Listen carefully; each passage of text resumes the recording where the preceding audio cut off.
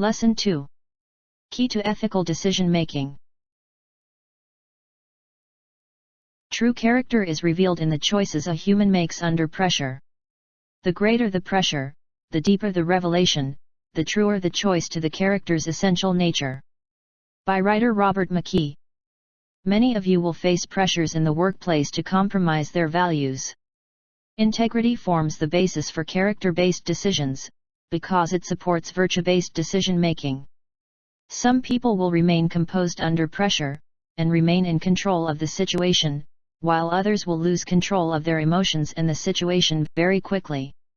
The result is, relationships can deteriorate and workplace ethics suffers as a result.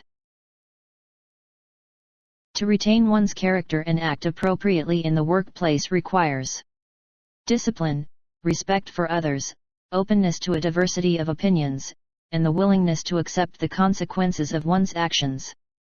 Hasty decisions and offensive remarks, in response to a conflict situation, rarely turn out well, because ethical decision-making requires reason, deliberation, and wisdom of an ethical leader. True leaders lead by example and form an ethical culture that brings others along. Aristotle writes that the work of a man is achieved only, in accordance with practical wisdom, as well as moral virtue, for virtue makes us aim at the highest mark, and practical wisdom makes us take the right means. A person lacking in virtuous character is less likely to make sound ethical deliberations. The character-based decision-making model, developed by the Josephson Institute of Ethics, can be applied to many common problems, and can also be used by most individuals facing ethical dilemmas. It involves 3 steps. The underlying principle here is the golden rule. Help when you can, avoid harm when you can. Number 1. All decisions must take into account, and reflect a concern for the interests, and well-being of all affected individuals, stakeholders. Number 2. Ethical values and principles always take precedence over non-ethical ones. Ethical values, that is, honesty, integrity, trustworthiness, are morally superior to non-ethical ones, that is, fame, power, wealth.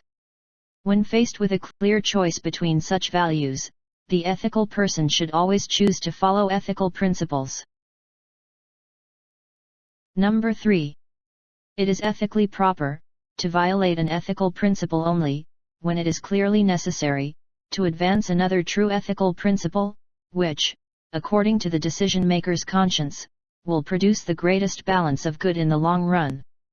Some decisions will require you to prioritize, and to choose between competing ethical values and principles, when it is clearly necessary to do so, because the only viable options require the sacrifice of one ethical value over another ethical value. When this is the case, the decision-maker should act in a way that will create the greatest amount of good, and the least amount of harm, to the greatest number of people. The single most important requirement for the creation of higher levels of trust for any organization is to discover, or rediscover, the higher purpose of the organization. Why does the organization exist? What is it trying to accomplish?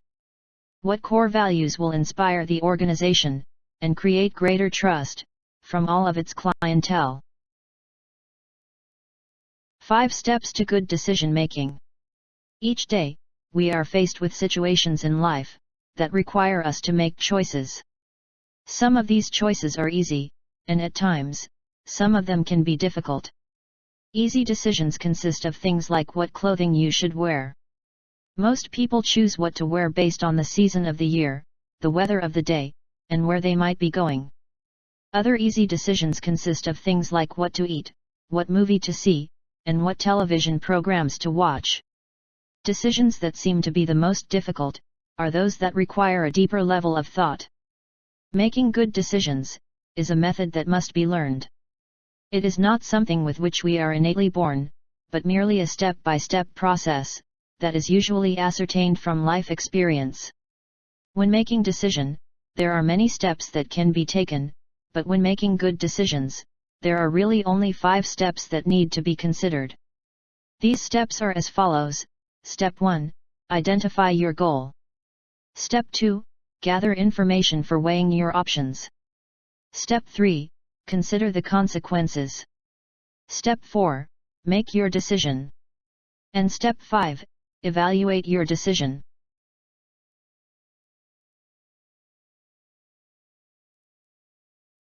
Step 1. Identify your goal. One of the most effective decision-making strategies is to keep an eye on your goal. This simply means identifying the purpose of your decision by asking yourself, what exactly is the problem that needs to be solved? And why does this problem need to be solved? Figuring out what's most important to you will help you make good decisions. When you know the reason why you have making a particular decision, it will better serve you in staying with it and defending it. Step 2. Gather information for weighing your options. When making good decisions, it is best to gather necessary information that is directly related to the problem. Doing this will help you to better understand what needs to be done in solving the problem, and will also help to generate ideas for a possible solution. When gathering information, it is best to make a list of every possible alternative, even ones that may initially sound silly or seem unrealistic. Always seek the opinions of people that you trust, or speak to experts and professionals, because it will help you to come up with a variety of solutions when weighing all your options for a final decision. You will want to gather as many resources as possible in order to make the best decision. Step 3. Consider the consequences. This is an essential step, because it allows you to review the pros and cons of the different options that you listed in the previous step.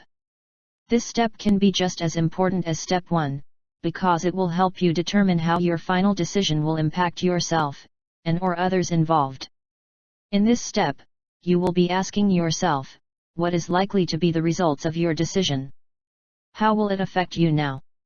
And how will it affect your future? It is also important, because you want to feel comfortable with all your options and the possible outcome of whichever one you choose. Step 4. Make your decision. Now that you have identified your goal, gathered all necessary information, and weighed the consequences, it is time to make a choice and actually execute your final decision.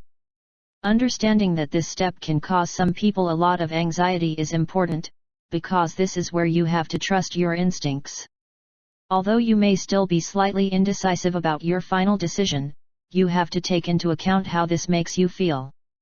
Ask yourself, does it feel right? And does this decision work best for you now, and in the future? When you answer those questions back, you should feel good about the result. And Step 5. Evaluate your decision. Once you have made your final decision and put it into action, it is necessary to evaluate the decision, and the steps you have taken to ensure that it works. This final step is probably just as important as Step 1, because it will help you to further develop your decision-making skills for future problems. This step is also fundamental, because it may require you to seek out new information, and make some changes along the way. Remember, this step requires some patience, and it can also encourage perseverance. Why? Because it may take some time to see the final outcome. Recognizing that if the first decision is not working, you may have to go back to Step 2, and choose another option. Always looking for and anticipating unexpected problems will help alleviate undue stress, if and when a problem occurs. Although these 5 steps can help assist in simplifying the decision-making process, there are some common drawbacks that you must also take into account. Consider these. Misidentifying the problem. Many times the problem will be obvious, but there may come a time when identifying the main problem is not that easy. When this issue arises, figuring out exactly what it is, and where you need to focus your efforts will save you a lot of time and energy in the long run. Having a single source. When considering the consequences, you must be open to a broad choice of alternatives in order to find the best solution. This can become a problem if you rely solely on a single source of information, because that one source may not be reliable, or may not be completely in line with the problem, thus altering your chances of making the best decision. Having too many sources. Having a variety of sources is usually not a bad thing, but not in every situation. Collecting as much information as possible can be very helpful at arriving to a decision, but an overload of information can leave you confused and misguided, and prevents you from following your intuition. Remember, trusting your gut instincts is a major key to making good decisions. Overestimating the outcome. When making a decision and putting your plan into action, you should have taken care to weigh all your valid options. Making a decision based upon an outcome that may not be plausible will not help you solve the problem. Poor timing. Time can be a futile friend. Sometimes it is good, and sometimes it is not. When making major decisions, it's beneficial to take your time in order to make the best choice from your options. But understanding the timing process is crucial, because sometimes it is best to delay a decision, and other times delaying a response can cause more problems. There are also times when making a quick decision is advantageous, because it allows you more time to make necessary changes should problems arise. In summary, we all have to make many decisions throughout our daily lives. Some of these decisions require little effort, while others require more time and deeper thought before coming to a final solution. Remember, there are 5 basic steps to good decision making. Why is those 5 the ideal number? Because a significant part of decision-making skills is understanding and knowing a simple technique, and also regularly practicing that technique. When there are more steps than we can count on one hand, most people tend to either forget a step, or misconstrue the order in which the steps must be taken. If you follow these 5 steps, and also remember the common pitfalls previously addressed, you will be well on your way to making good decisions for yourself.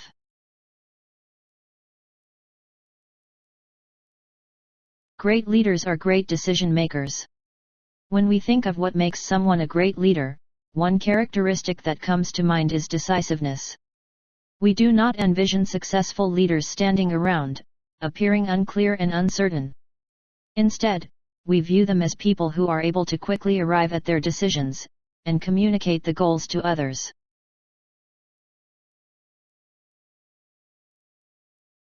Leaders often have to make challenging decisions, such as what direction to move their organization in, whether to keep an employee, reposition them or let them go, whether or not to share bad news with colleagues or employees, and many other such challenges.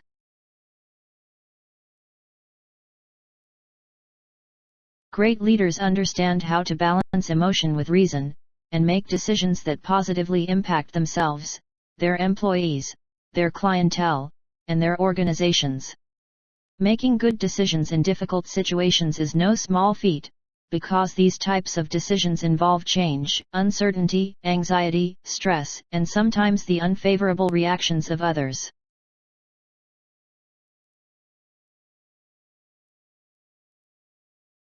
Great leaders also know when to move quickly, and proceed with the available information, versus when to take more time and gather additional information.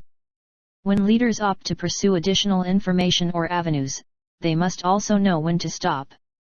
While a large amount of data may be desirable in a perfect world, the data gathering process can utilize too much time, and the vast amount of data can also be paralyzing and take attention away from the big picture or key data points.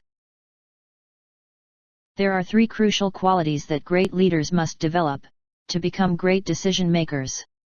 Number 1. Emotional intelligence. Number 2. The ability to handle uncertainty. And number 3. The ability to weigh evidence with intuition. Emotional intelligence, the ability to understand and manage your emotions and those of others, is one of the most important qualities a leader must possess. According to the authors of Primal Leadership, a leader's emotions are contagious. This is why resonant leadership is so important. A leader's mood will resonate with others, and set the tone for the emotional climate in an organization. Emotional intelligence consists of self-awareness, self-management, social awareness, and relationship management. Self-awareness is the foundation for all aspects of emotional intelligence. It involves being able to accurately assess yourself. Before you can change, you must be aware of your thoughts, feelings, and actions. Self-management entails the ability to understand and control your emotions, adapt to change, and adopt an optimistic outlook. One of the core components of self-management is emotional self-control. When you have developed this skill, you will recognize your emotions, be influenced by them, but not blinded by them, and be able to calmly and clearly express your decisions to others, even when you experience intense emotions within yourself and from others. Great leaders are aware of their emotional state, and are able to manage intense emotions, so they can make smart decisions. Social awareness is similar to self-awareness, but the focus is external and involves understanding the thoughts, feelings, and actions of others, as well as how to relate to other people. Relationship management is crucial for great leadership, and includes qualities such as being influential and inspirational, and developing others. Another qualities that great leaders must develop to become great decision makers is managing uncertainty and choices. Uncertainty creates discomfort and analysis paralysis. We try to analyze the situation from every angle, to alleviate the sense of uncertainty. These efforts are often futile and waste valuable time and energy, because so often we must make decisions in the face of uncertainty. One of the decision-making mistakes we commonly make is to give ourselves a lot of options. Why is it so difficult to make decisions? Perhaps it is because the variables and the outcomes are often uncertain. We do not like uncertainty. We figure that if we consider every possible alternative, we will have better choices and make the best decision. Sometimes we do this exhaustive search as a way to resolve uncertainty. We assume that if we go through everything, no stone will be left unturned, and there will be no uncertainty. The problem is that we are likely to get overwhelmed and make no decision. To help yourself and others effectively and efficiently make decisions, limit your options. Keep options fewer than 5, and you will find it much easier to make a decision. And number 3. Trusting your intuition. Excellent leaders often say that they go with their gut to make decisions. They are able to trust themselves and their expertise, and not get stuck in the cycle of overthinking. The more you know about a subject, the more reliable your intuition will be. Make yourself an expert in your field, and your intuition will be your best guide. Great decision-making takes practice. Decide whether to take action quickly, or gather additional information. Be aware of the emotions that come up as you proceed with your decision. Recognize the uncertainty elements in the situation, and decide how much of the uncertainty needs resolution. Allow yourself to hear your intuition. And seek out opportunities to thoughtfully and proactively make challenging decisions. Disclaimer: the information presented here is merely a collection for respective teaching assignments. Various sources as listed at the end of the presentation, as well as freely available material from Internet, were consolidated to prepare this learning materials. The ownership of the information lies with the respective authors or institutions.